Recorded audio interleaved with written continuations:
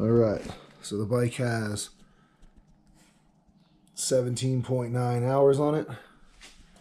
It's taken 3 months, but we finally got the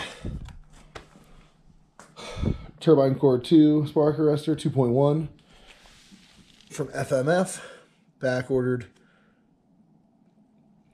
I guess made, but just showed up. So we're gonna put it on,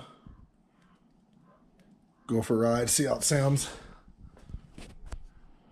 All right, so here we are with the stock exhaust.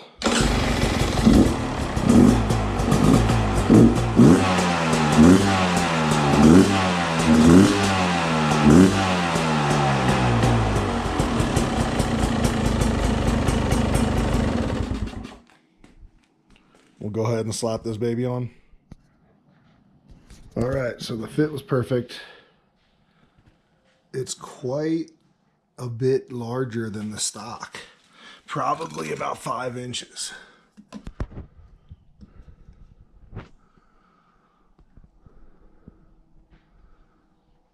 If I had to guess, maybe 3. Let's see, first startup.